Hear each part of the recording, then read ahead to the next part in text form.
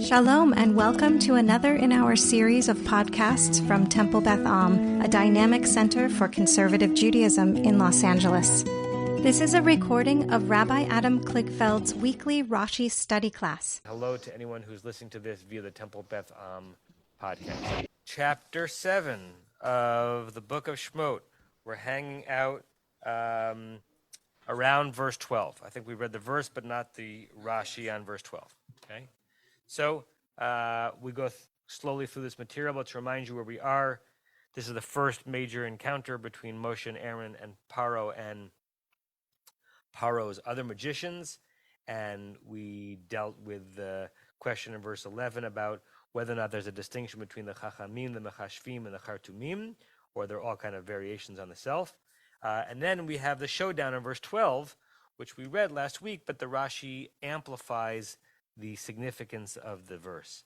The verse itself, verse 12, by Yashlichu ish matehu, each man cast down his staff, and the men referring to here are the Egyptian magicians, either the Chachamim or the Mechashvim or the Chatumim or the combination of them. The Hayulatanim, they became serpents. Vayivla mate Aharon et matotam, and Aaron's staff swallowed their staffs. Where we left off last week, I asked you to consider: is there anything in the language of the verse that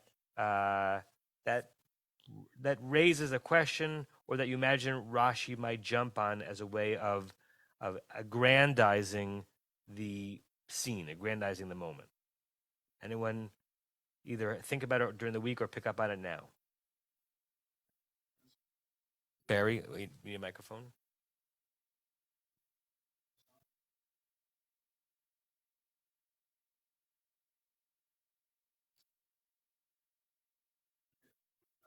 No, it was on. You just turned. Oh, it's green. Oh, okay. I just noticed it for the first time. They became Tadinim, but Aaron's rod swallowed their rods. We have serpents, and then we have rod and rod.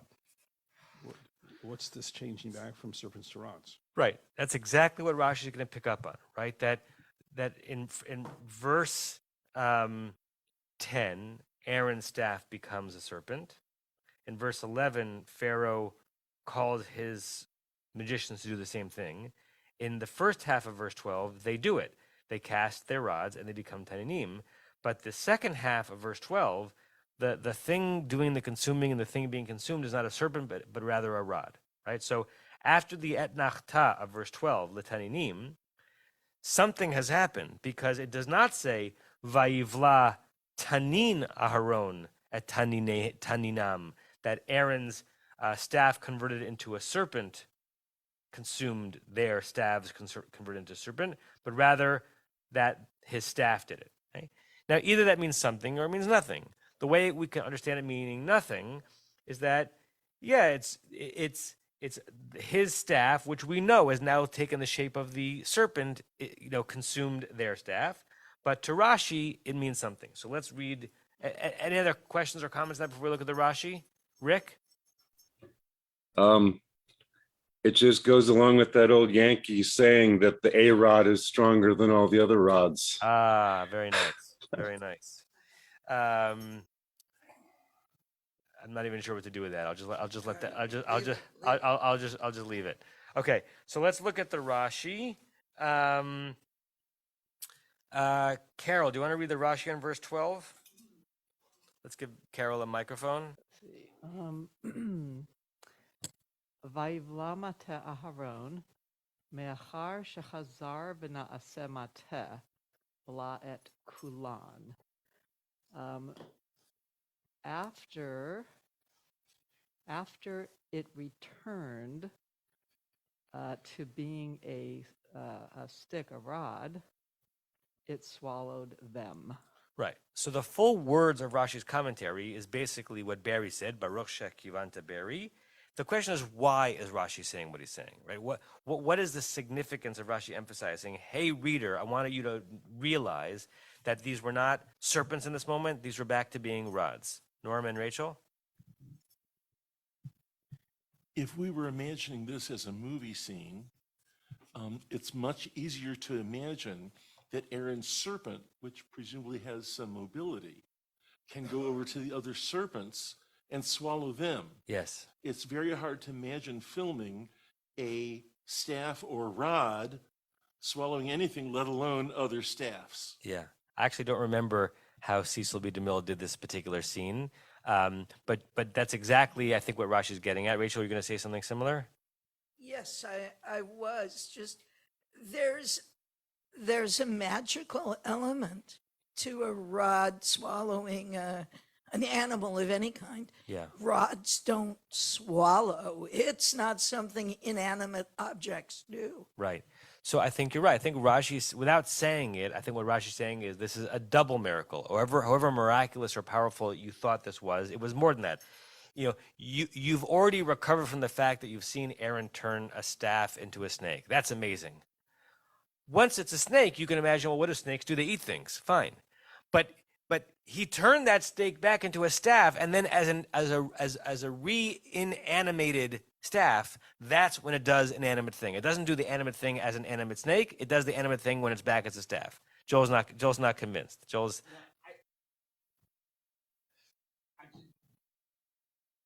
think Rashi is defending the Torah. The Torah screwed up. Look, it said Bateh instead of Tanin, and then he says, no. It was actually what happened. Say that again. You think that the comment is to defend the Torah against a Yeah. critique that it made a mistake? Yeah. So in what way? That it used the wrong word. That it said Bateh when it was actually a Tanin at that point. So he says, no. It was actually correct because it turned back at that point. Okay, that's a possibility. I want to read to you. I don't have this available on the screen. Some of the some modern commentary on this Rashi that goes back to the source of this comment, which is in the Talmud Masechet Shabbat and also in Shemot Rabbah. Shaharei lo ne'emar va'ivla tanin Aharon et taninehem. Because the verse did not say that Aaron's serpent swallowed their serpents. V'zohi tosefet yetera banes. It's an extra level to the miracle. Shaharei taninim darkam livloa. What do snakes do? They swallow things. Aval ein darko shel mateh livloa. Whatever you think a staff does, it doesn't have a mouth. At least it doesn't have a mouth when it's been converted back from being a snake, and it's not a thing that generally swallows. And therefore, in your mind, as you're imagining the scene, you're supposed to, according to this commentary in Rashi, understand that this is even more miraculous than you originally would have thought. There were a couple of others on the page that I wanted to share. Hold on one second. Find it. Not that one. Yeah, okay.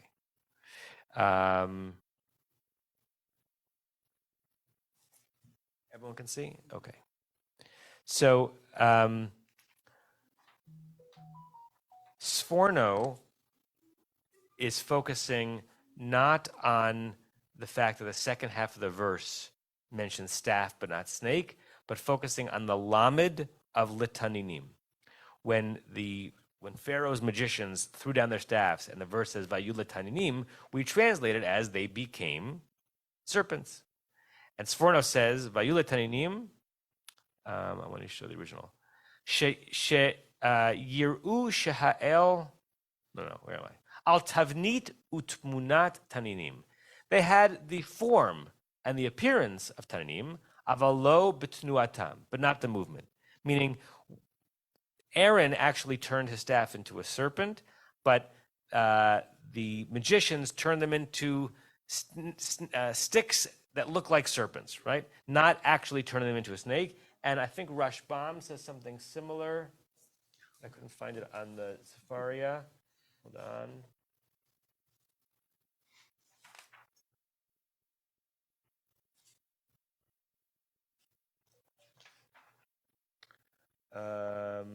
No, not Rashbam. Sadia Gaon, which for some reason his commentary in the Torah has not been uploaded to Sefaria, so I can't share it on the screen. Sadia changes one letter in the verse. It's instead of lit taninim, he changes it to ke taninim, right? They turned their staves into something that was sort of like a snake, which is very different than transfiguration of actually turning something into a snake. And the commentary on that is b'ma'aseh hachartumim, in the act that the Egyptian magicians did, bekaf hadimyon. We should use the kaf that indicates similarity. Kehaya rak achizut einaim. It was only a visual trick rather than something truly magical. Okay. Either way, you have the commentators working very hard trying to say one of these magics is real, and that's the one of the Kadosh Baruch Hu, and one of these magics is either inferior or it's not even magic; it's just a trick of the eyes. Okay. Comments, questions. Who was Joel. the first one? The first one I just read Yeah. was Sforno. Because Aaron also was less. You need your When Aaron did his trick, it was also less. So correct. that's right. why Sajja Godon had to step in and say. That's why Saja says this L is actually a K. Larry. Yeah, I'm definitely on Team Joel on this one. Okay. But it's still interesting to go down that path, even though I think it's simply an error in the transcribable error or just an error in the text. But nonetheless, it's not just another miracle, because it would have been a miracle if his snake had swallowed, Aaron's snake had swallowed the other snakes. Would have been a miracle if Aaron's snake had turned into a person that would have gathered the snakes. Yeah. You can imagine a lot of things. Yeah. But what happened here was it's incomprehensible. You can't even describe this miracle. How does the staff, as you said, how does the staff swallow other staffs? Right. So if you want to go down that path, which I don't think is the right path, but I'm happy to go down that path, it's not just another miracle. It shows that God's power is beyond our comprehension and even Pharaoh's comprehension. You can't even imagine the things that I can do, God is saying here, would be my rush on this. Meaning it's not just that it's impressive, it's beyond description. It's complete, we can't even conceive of it. Phantasmagorical, right. Right. Interesting. Great. Anyone else on these verses before we go on? See if anyone had their hand raised on Zoom. Rachel? Joel? I've always been really uncomfortable with this image as goddess magician. It gives us an image of God acting in really kind of precise and specific ways to change human behavior, human attitudes. And kind of, we know from the real world as it is that the God that I pray to doesn't behave that way. And the contrast, this particular scene, even more so than the plagues, because here we've got this tiny scene of Moses, Aaron, Pharaoh, and the magicians or priests that Pharaoh calls in. So I expect maybe 8 to 10 people in the room. And God's saying, look at the tricks I can do for 8 to 10 people. And that makes me more uncomfortable than darkness for a whole society. Rachel, you're raising a critical point, right? The drawing a line between the God to whom we are introduced in the Torah and the God that the Jewish people worship as a result of the development of the Torah is not always linear, right? Or it's not always linear once you get to the modern era, right? If we go back hundreds of years, right, pre-Enlightenment, it very well may be that they believed in a personal God able to perform miracles for the individual, that when they prayed for that to happen, and there are probably many Jews who believe that to this day. So the question is it we who have veered because our understanding of the world has made it impossible for us to believe that? Or is it that this was always meant to be metaphorical, and we're not supposed to imagine these things actually happening, and therefore our conception of reality is closest to what is? Obviously, I've staked out a path in that in my own life, but I can't say with any certainty who's right in that regard, right? If I did, I'd become my own version of an absolutist. But you're right that the God of the personal miracles and the interventions in the Torah is not necessarily the God that we see or imagine acting or not acting throughout history. And I think the rabbis are reckoning with that. When the rabbis say in Pirkei Avot, Hakol tzafui v'harashut biado, that everything is foreseen, to suggest that God has omniscience about all that will happen in the world, v'harashut biado, but it's still in your power to make each individual decision. That's the Mishnah looking back at this scene, basically saying, yeah, God is in charge, but Pharaoh still acted as a true actor in the scene. And when Pharaoh's heart was hardening or softening, Pharaoh wasn't experiencing it as God actively doing it to him. But that's just the way Pharaoh ended up choosing to live his life, and God knew what was happening, right? I think the rabbis are reckoning with the fact that there's not an easy way to resolve all this. Renee? To me, it seems like the fact of the snake, when it was a snake eating other snakes, is more of a magical magician's optical illusion. And to me, it almost removes God's involvement in it a little bit. And the rod being the rod and eating the snakes as a rod, to me, seems more godlike. Yeah. Interesting. Okay. Thank you. Barbara. Are you awake, Barbara? Barely. Have you got any Macedonian macadamias? Welcome back. Go ahead, Barbara. But speak a little bit louder. It's hard to hear you. Oh, I'm sorry. The second part of what you showed us on Sforno said that only Hashem is able to perform miracles of changing an inert thing into a life thing. I personally think that's really important. That's implying that what Pharaoh's magicians did was they didn't turn the rod into a snake. They turned it into something that looked like a snake, but was not a snake. And I think it's all encompassed in that second part, which you didn't read out loud, but that I did. I'm sorry. Yeah, correct. That's exactly what I think Rav Sadia Gaon and Sforno were both saying, which is that it's one thing to do a sleight of hand and replace a staff with a staff that looks like a snake. It's quite another thing to convert an inanimate, inert staff into an actual snake, and then Rashi's point is, and then convert it back, and then in its inanimate state, do the consuming rather than in its animate state. And although this is thinking ahead, if you start thinking about the other miracles that God performed, he or she did not convert things inanimate things into something. A lot of frogs came out, but we don't know where they came from. Yeah. Blood came out, we don't know where it came from, but that's not an animate type thing. Darkness is not an animate type thing, but it was only this one that really was taking supposedly an inanimate thing into an animate thing.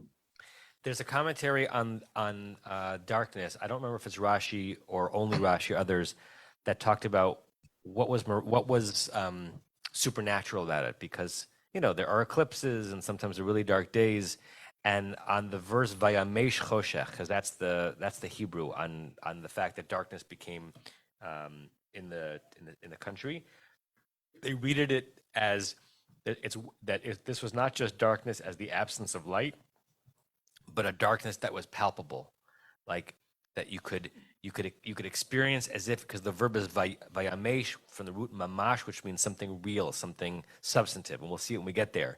That if you're concerned that this miracle, this plague isn't so miraculous, going back to what Larry said before, it's a darkness you can't even conceive of, right? We can conceive of a dark room, but we cannot conceive of the type of darkness that was hovering, present, heavy, looming, of substance over Egypt. Right, so we're trying to, in all of these scenes, trying to imagine the greatest possible way that the verses can be understood to represent God's power. Diane? And then Well- Dan, and then Rick. A darkness you could feel would be like a sandstorm, right? One could imagine that if you've Yeah. ever been in a sudden sandstorm. Yeah. That's not what I was going to say, though. Anyone ever read the monograph by William Styron called Darkness Visible? It's his powerful and heart-wrenching story of his own descent into really deep depression. This is the same author who wrote Sophie's Choice. He ultimately recovered from that depression, or at least to an extent, but he called it Darkness Visible, right? Because what he was trying to say is that if you haven't been depressed, whatever you think depression is, it's not sadness plus. It's not just more sad than you've been in other days in your life. It is a palpable, hovering, looming, almost physical darkness. And so that, not necessarily a sandstorm, but an emotional sandstorm, Dan. Okay. So I'm thinking about other magical rods in the Torah.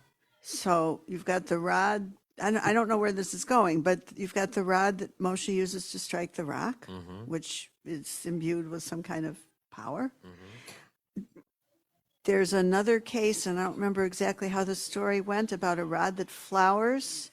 It's the 12 rods of the 12 tribes. Right, they start creating almonds.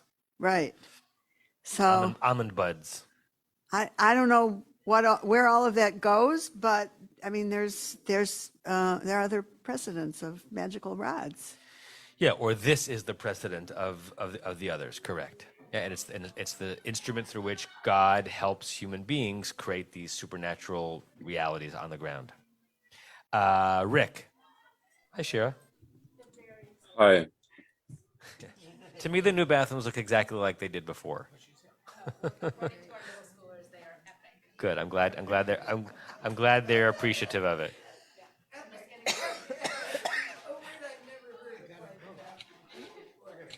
Cheryl was very proud to show me the new bathrooms yesterday. We walked in, and I said to her, "I'm the wrong person to be shown this, because to me, like, they look like they did before. It's a bathroom. It's a stall. I'd rather have the six figures still in the shul's bank."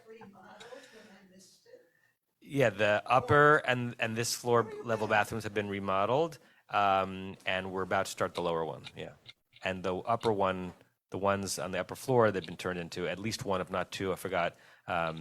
Kind of gender neutral bathrooms, single stall bathrooms, and also a nursing room. Yeah. Joel, no, not Joel. Whose hand was up? Rick. Hi. So I'm glad Diane brought up the one that flowers with the buds and all that, because that's really miraculous. Rick, hold on 1 second. Oh, He's not. okay. It's not quite loud enough. Can you all hear Rick? Okay. Keep Hi. So I'm glad she brought that one up. The rod hitting the stone, if the angels tell Moses exactly where to hit the rock to bring up the spring, I can understand that. But the flowers with the rod, that's a miracle. I don't get that one. But here, I just wanted to remind people, snake handlers can do wacky things with snakes. They can make, like, crocodiles. You can put them hold to. on one time. Shira, do you mind asking them to be like 30%? That'd be awesome. Thank you. Tell them I'm also excited about the urinals, but they have to be urinal excited quietly. Okay.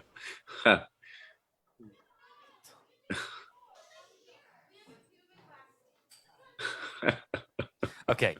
Rick, sorry. That's all right. I just wanted, to me, it seemed like this isn't so miraculous. It's a snake handler's trick to rub the snake a certain way to make it stiff. So yeah, they look like staffs. Aaron comes into the palace and he's holding something that looks like a staff, but it's really this rigid snake. And so when he does that, then Pharaoh says, okay, he doesn't even say anything. He just calls them and they do the same thing. So in the category of sticks that they look like snakes, well, when it comes back down to it at the end of verse 12, and they say, yeah, his stick ate the other sticks, but they were really snakes in the first place, and Aaron's was just bigger than the other ones. So to me, it's not such a miracle. It's just his snake was bigger than the others, and right. So my meta comment on your comment is, it's interesting to linger on the urge any one of us in the medieval times and now have to either find a way to say that this is less miraculous or find a way to say this is more miraculous, right? And I'm not judging either way. I'm just saying it's an interesting human instinct, right? I'm sure most of us have been in a place in life where we try to figure out a natural way of understanding the supernatural notion of the splitting of the Red Sea. Well, it was the tides, it was this, it was that. And that can feel satisfying because it makes our story feel more accessible. But there's also a counter instinct, which is say, however miraculous you think it was more so because that's Adonai Elohei Israel. And that is Ha'el HaGadol HaGibor VaHanorah. And rather than push us to explain this as something simple, there has been a theological urge to do the opposite. Explain this in the most miraculous way possible because this is God introducing God's self and God's power to the world. Now, even though, as Rachel says before, it conflicts with our experience of God in the world, there's been a several millennium urge in the Jewish intellectual historical tradition to not look for the most natural ways to explain what happened, but to lean into the fact that, no, this is miracle, right? And I find myself actually on both sides of that at different stages of my life and in different, based on what I want or need from the spiritual tradition at any given moment. Okay, can we move to verse 13? Norm. Oh, you're volunteering to read verse 13? Yeah. Wonderful. Take a microphone. Bavakasha. Vayechazak lev Paro, and Pharaoh's heart was hard. V'lo shema alehem, and he didn't listen or hear them. Kasher diber Adonai, just as Adonai Hashem had said or predicted. Good. There are two main questions or problems in this verse. One of them is going to be a question problem throughout this entire story, and that is, how do we really understand the verb vayechazak lev paro, right?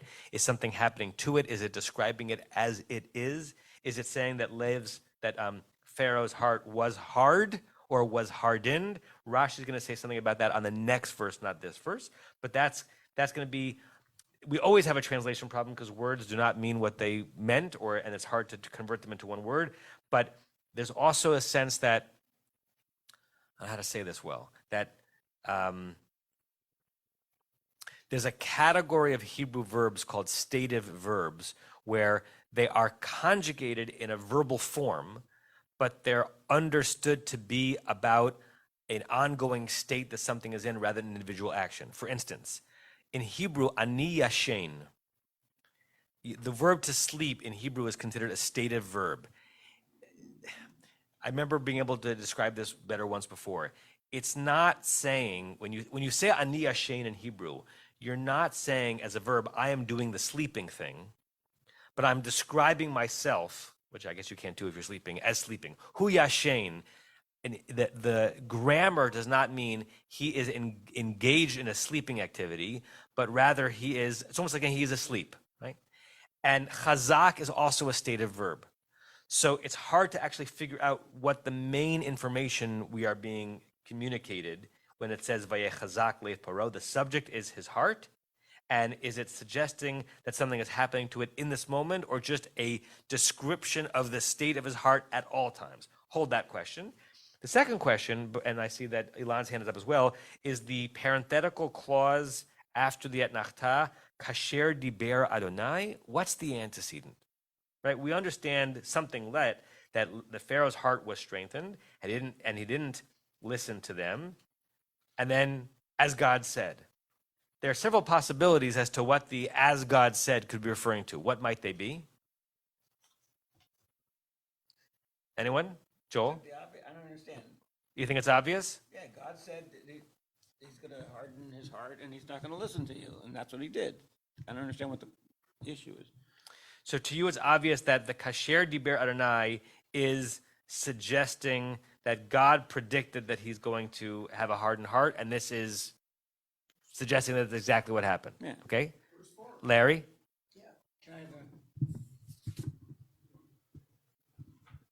So I think we have to go back to verse 3. Okay. So, Vani akshe et lev paro. So there, God is saying that I'm going to akshe, whatever, harden, make obstinate. There's different translations. But then in the verse 13, it doesn't repeat, and God hardened Pharaoh's heart. It puts it in the passive, I guess, although it's not so clear it's in the passive depending on the translations that you read. So Pharaoh's heart remained strong will. So there's a difference there in that it doesn't attribute any causality or anything to God, this being God's actions. So it leaves it kind of up in the air. And in fact, some of the translations, several of them, have put in the word remained. And Pharaoh's heart remained strong will. Yeah. So he was already like that. He didn't change. It really wasn't a question of hardening at all. Yeah. When we're going to read verses 13 and 14 as a duo, because what Rashi has to say about that topic is on verse 14, and then we'll go back and look at some of the translations of both verses. Larry, any comment on Joel's comment about whether Kasher Dibra Adonai is obvious? Is it as obvious to you as it obvious to Joel? No. Okay, so what do you think it might mean? Well, I don't think it's obvious, but I mean, I'm moved by the translation that I'm looking at as God had spoken, or as was said by God. Meaning? That God had predicted this. This is exactly the prediction. So you agree with Joel? No, I'm not sure. No, I disagree that it's obvious. Maybe. Another interpretation. That's not. Well, kasher could be when. Norm? And then Barry. Another interpretation would be that he's now saying the heart should be hardened.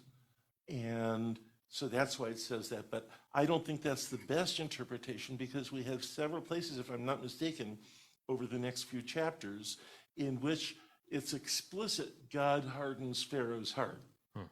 And since the Torah is happy to be explicit that God hardens Pharaoh's heart, there's no reason for it to be ambiguous here. Good.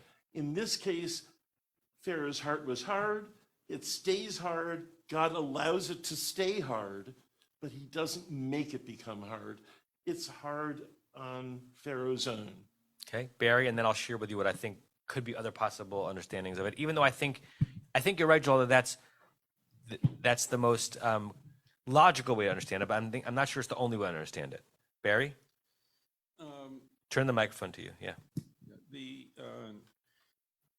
just as foretold refers to not listening, does not refer to the hardening. If you read 13 carefully, and that goes back to verse 4, V'lo yishma alechem paro. Thus, Pharaoh will not listen to you. And Pharaoh did not listen to them. So that's what I said. It's not referring to the hardening. It refers to not listening. Okay, so look at the screen. I have to share the screen with the Zoomers. Some of the translations go directly to your point, Joel, right? So this is, I think, Matsuda, just as Adonai had foretold, suggesting that the Kasher Dibra Adonai is a reference to God's predictions of what would happen. Okay? Koren, as the Lord had said pluperfect, suggesting what had happened earlier. Everett Fox, as God had spoken, and JPS, as God had said. I want to show you.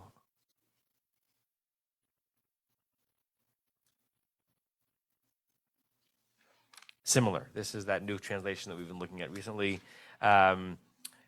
Even as the Eternal had said, and he actually quotes Rashban, Rashi's grandson, as saying that that's the right reading of it.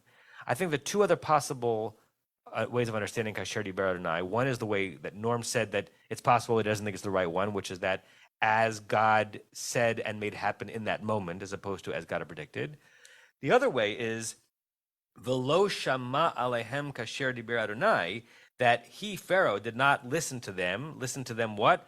Say what God had told him to say, right? That the Kasher Dibra Adonai is not a prediction, is not a going back to God's prediction about how Pharaoh would react, but referencing the words that Pharaoh had heard from Moshe and Aaron saying, let my people go, right? Or soften your heart. So I think the most likely possibility is the one that Joel had said, that it goes back to a prediction, but it's not the only one, and it's a somewhat dangling modifier. Joel was not on the microphone, so he asked me would I agree that the trope agrees with the. Yeah, I think the trope agrees with one of the first two. Yeah. I see Rick, Renee, and then Larry. Oh, Elon, your hand was up before. Yeah, Larry made my point. Okay. Rick? Okay. So, yeah, the Velo Yishma Lechem, that's verse 4. So that matches, I don't know, the trope doesn't match, but that matches. And then over there at verse 3, it was Aksheh, and Onkelos also has Aksheh. But here I wanted to ask you, Onkelos has Itakaf in my book, and I know it's coming up in the next Rashi, but I thought since we're talking about it, I wanted to ask you, he has V'itakaf there. Yeah, so we'll, again, as you said, we'll look at Onkelos more clearly in the next verse. Itakaf from the root taf kuf pei. You know this from Adir Hu.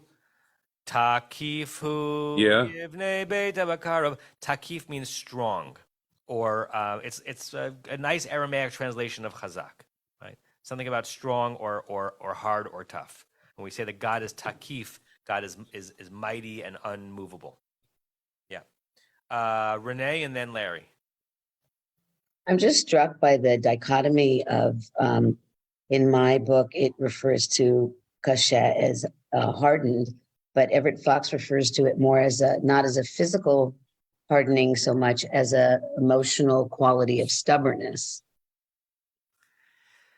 Yeah, I mean, and right, because when we think about the notion of a heart hardening, we're not thinking about a physiological thing happening to an organ, but our sense of what it means in one's personal affect and attributes when you're describing a heart being hardened, and stubbornness is probably close to that.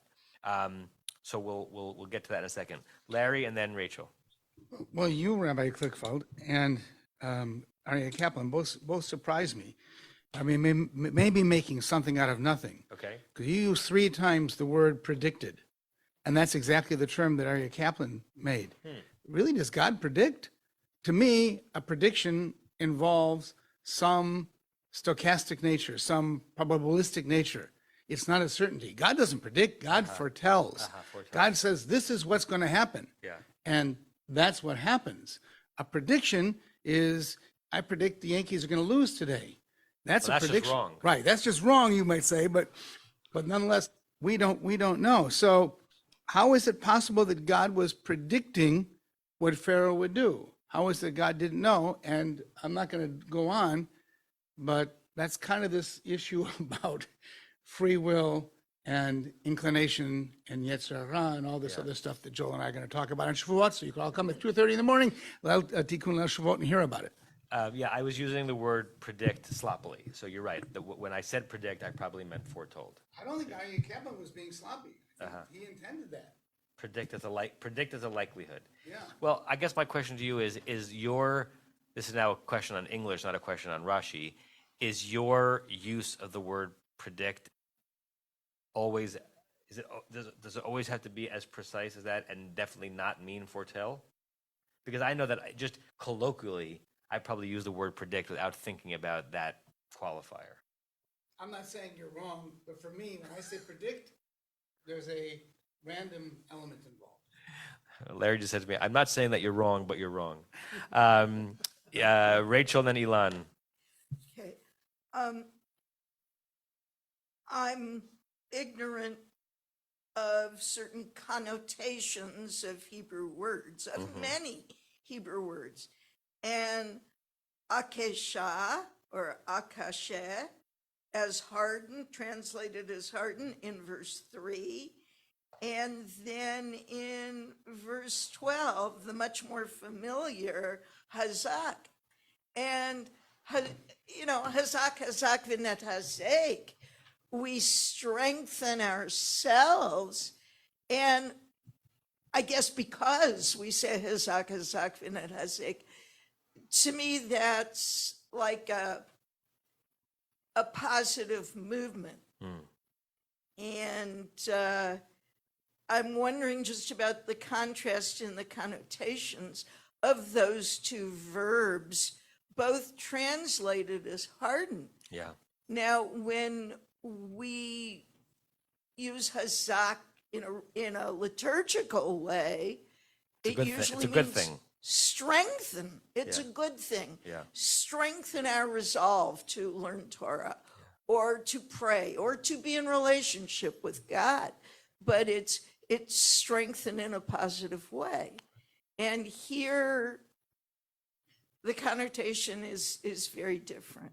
Right. And I think we can all think of words in our native language, and certainly in Hebrew, where what the word means, even whether or not it's in the realm of the positive or the negative, is based on context, right? Because the word itself is neutral, right? To say something is hard does not necessarily mean that it's bad, right? And to say that something is strong does not necessarily mean that something is good. If you're describing the one's attacker as strong, you're in that moment, the strength was a very bad thing from your perspective, right? And I think the same is probably true with biblical Hebrew. Elon, and then we're going to read verse 14 so we can look at the Rashis.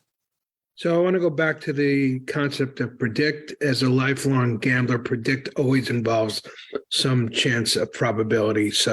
And having said that, it kind of ties back to what I was going to say originally, which is I actually find this verse significantly more acceptable than other verses describing the Pharaoh's heart and how it become hardened, right? So when I read this verse, particularly with the notion as God had predicted, you read it as Pharaoh's heart became hardened, right? And as God had predicted, so that it allows there for free will.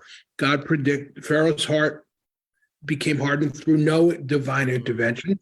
God said that was likely, but it didn't. But God did not foretell that, and that to me is just so much more comfortable in using a modern sensibility. So you're actually defending R.A. Kaplan against Larry, saying predict is the right word, right? God says, I have an expectation this is what's going to happen, but if it happens, it's going to happen because Pharaoh will have done it himself, not because I have forced the matter. Right. If he had wanted to, if God had wanted to say I forced him heart, he would have said I hardened his heart, and that was which we will get later. Yeah. Right, which he does say later. But I'm saying in this particular sentence, Yeah. I actually think that is the appropriate, given the first part of the sentence, that's the appropriate interpretation of the second part. Great. Thanks, Elon.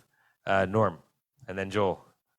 I think deber is a very ambiguous word, as it turns out, because sometimes the Holy One accomplishes things by debering, by saying them. And other times he's simply in a conversation and he says something. Right. Or communicates something. And so there's an ambiguity and we don't know which one it really is here. Are we referring to the fact that he previously foretold this?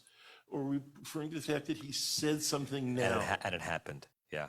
Okay, good. Joel? Or did. Oh, both microphones on the same side of the table. So This side's in trouble. So I just want to focus on the word v'lo shama. I mean, Okay. I don't care whether you want to translate it as listen or hear or heed. Aaron and Moshe haven't said anything. There's nothing to listen or heed. So the only way to make it make sense is to translate verse 10 as saying Moshe and Aaron did everything that God had commanded. And then when they got to the point of throwing the staff on the ground, this is what happened. So in other words, in verse 10, they're actually doing everything, including the asking to, let my people go. That's fascinating, Joel. I never picked up on that.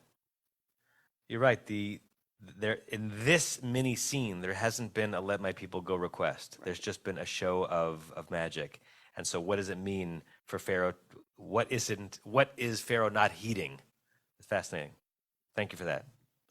Okay, let's read verse 14, and that will bring us into Rashi and about these words kaved and chazak. Norm, want to read the next verse because you didn't get a Rashi? You need a microphone. Vayomer Adonai el Moshe, and Adonai said to Moshe, Kaved lev paro, Pharaoh's heart is hardened. Me'ein l'shalach ha'am, he refuses to let the people go. Good. Sometimes when you read this verse without vowels, one can be tempted to read kaved lev paro as an imperative, because if the bet were a bet and not a vet, and it was kabed lev paro, then it would be God saying to Moshe, harden Pharaoh's heart, right, as an exclamation. But it's not kabed in the imperative form of the PL verb. It's kaved, the very thing we're about to talk about, this stative verb describing a state of being of Pharaoh's heart. Let's get a microphone to Barry. Nora, can you pass it over? What's that? Kaved lev and lev kaved. His heart is a liver and his liver in the heart. Kaved lev. Nice. Yeah. Barry? So I want to go back again. We've said this about a number of times. What's happening is not listening. And God said, Pharaoh's not going to listen. Not listening to what? Here we hear it, to let my people go. That's been said. He's not listening. Pharaoh's heart is already hardened. That's Pharaoh's nature. Yeah. I'm going to share the screen so we can look at the Uncle list together, because Rashi is going to refer to the Uncle list. Okay. Verse 14. V'amar Adonai l'Moshe, Vayomer Adonai Moshe, it yakar, and then in parentheses, in the translation of Uncle list, leperush Rashi yakir. So whatever version of Unkelus, this is the Matsuda version, the Matsuda inserts into the translation of Unkelus, which is a translation of the Torah, Rashi's having essentially corrected Unkelus 1,000 years later. We'll discuss the difference between that. Liba de Pharaoh, so the heart of Pharaoh was either itiakard or yakird. Sariv means to refuse. L'shalcha ama, to send the am. Knowing a little bit about Hebrew Aramaic forms, even if you don't know a lot, what might be the difference between yakir and ityakar? Anyone have a guess? Because the original versions of Unkelus have ityakar, and yakir is what Rashi, we're about to read, translates it to. Any thought, Norm? Sorry, I know it's cumbersome. We need more microphones in this room.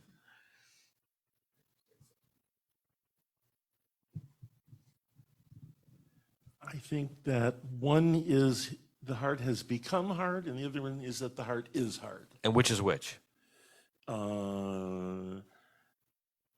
Yakir is that the heart is hard, and the other one, that's Yakir, is the heart has become hard. Exactly right. So ityakar means became. Yakir is an interesting word here, like heavy or. Yakir can also mean dear and valuable, but it became yakar, whereas, as we're about to read Rashi, it's describing not that it became anything, but that it actually is. Okay? Now, Norm, look at the Rashi on kaved.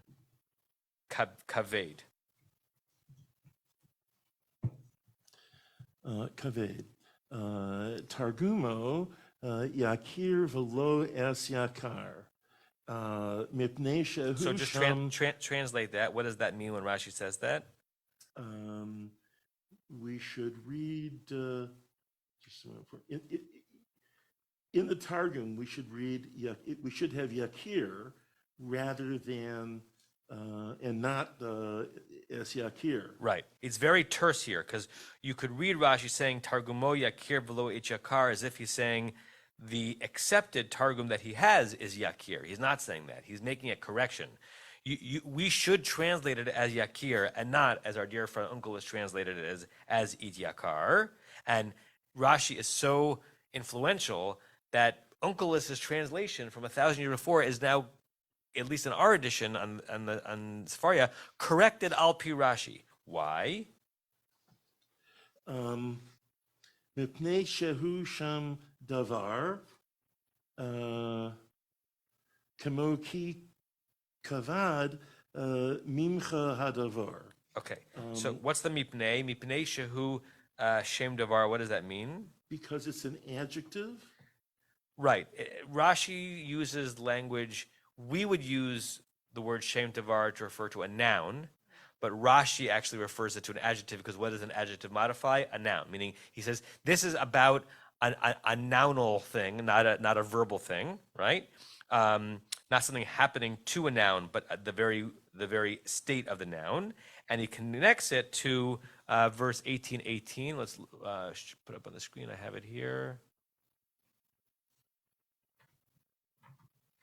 Okay, so this is Parshat Yitro, when Yitro recognizes that Moshe is going to just get all strung out and burnt out if he continues dealing with all of these adjudications on his own. Vayomer chotein Moshe elav. Moshe's father-in-law says to him, Lo tov hadavar, this is not good. Asher atah said, the thing that you're doing. Navol tibol, you will wither away.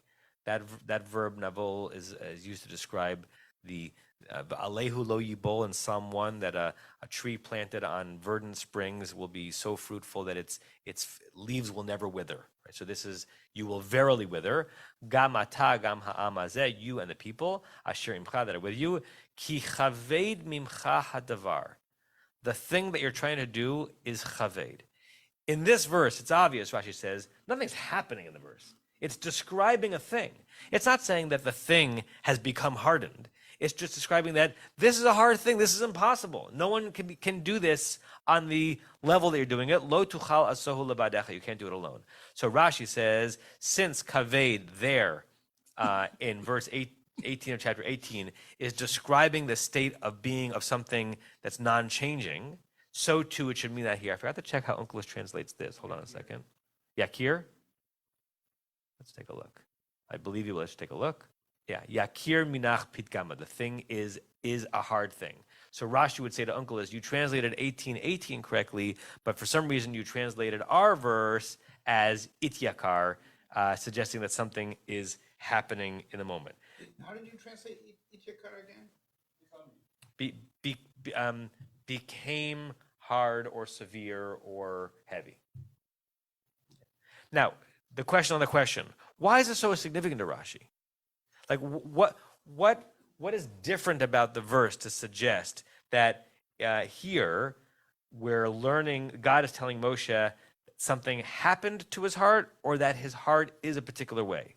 My benai, who we'd say in the time. What's the difference? Barry, let's get Barry the microphone again. Hold on.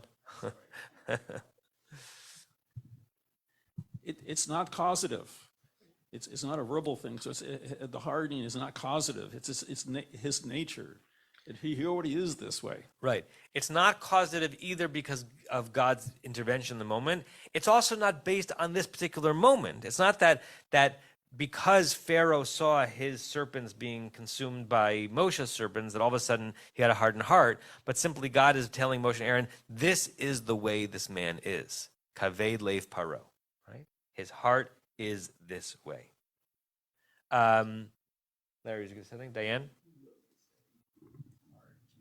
So I know we're dealing in Hebrew, but it's just interesting that in English, heavy-hearted does not have the idea of being stubborn. It has the idea of when you do something with a heavy heart, you're like, I think, reluctant to do it, but you do it. So we've sort of changed this expression in a way. Yeah, that's right? true. I mean, idioms are wonderful things Yeah. because it's very hard to trace how a particular set of words, departed their literal meaning and became something else. And you're right, heavy-hearted does not mean in English, in modern 21st century English, a stubbornness, but rather a reluctance. Yeah, a wishing that you didn't have to do it. There's a whole category of expressions that come from different body parts, and it's fascinating because where we think the seat of emotion is Right. in body parts is changed dramatically. Right. Particularly because the ancients didn't think that this it's interesting in general that we think that this organ which pumps blood has to do with emotions, but we all use it. Like, my heart is heavy, my heart is with you. It's so funny how how fluidly we use that. When we think about it, it's sort of inane, right? It's, if anything, emotions are here, right? Not here. But we don't say that I know you're going through a hard time. My brain is with you. My brain, the source of my emotions, is with you. That would sound strange, right? But all the heart is doing is pumping blood. I know we're at 9:30. Very quickly, just look at some of the translations of this verse, because the translations in English, whether they're directly in relationship with Rashi or not, they're trying to make sense of this verb. So this is, which one is this one? Where is it? Okay, so Everett Fox. Pharaoh's heart is heavy with stubbornness. He turns the word kaved into a 3 hyphenated word. Heavy with stubbornness. Okay, Matsuda. Pharaoh's heart is heavy, unmoved. JPS. Pharaoh's heart is stubborn. Doesn't even deal with the word heavy. Corin. Pharaoh's heart is hardened. Why is that significant? Disagrees with Rashi, right? Corin is amongst the translations of the Torah that come out of the Orthodox world is the one that's least slavish to Rashi's rendering of the verse. If we had the art scroll up here, which I don't think is on Sefaria, we would see it very, very connected to Rashi. See what this one says. The heart of Pharaoh is hard, very Rashi. And then, let's see, 1917 in JPS, Pharaoh's heart is stubborn. And then that one from 63, the heart of Pharaoh is stubborn. What does R.A. Kaplan say? And Alter? Kaplan, Pharaoh is obstinate. Is obstinate, okay. And Kaplan is Pharaoh's heart is hard. Saperstein says became hardened. Became hard. That's right. Saperstein says became hard? Yeah, heart That's became fascinating. hardened. Saperstein also usually translates according to Rashi. Right. Larry, last comment of the day. Well, I'm sure we're going to go back to this time and time again. Go back to verse 3. God says clearly he's going to make Pharaoh's heart hard. So whatever pre-existing condition there was, God had already declared his intent. Yeah. He's the one that's going to do this. He's responsible. Yeah. Or does that prediction / foretelling refer not to this moment, but to a future moment where it's actually going to be an active hardening? The preliminary verses in chapter 7 are more overarching because the verse 2 says that he's going to let you go. Right. So that comes even before saying, but I'm going to harden his heart. Ad Khan, see you next Wednesday. Glad to be back in person. Glad to be in a sunny Pilch. You have been listening to another in our series of podcasts from Temple Beth Am, a dynamic center for conservative Judaism in Los Angeles. If you enjoy these podcasts, we invite you to write a review on the Apple Podcast site or wherever you get your podcasts. For more information about Temple Beth Am Los Angeles, go to tbala.org.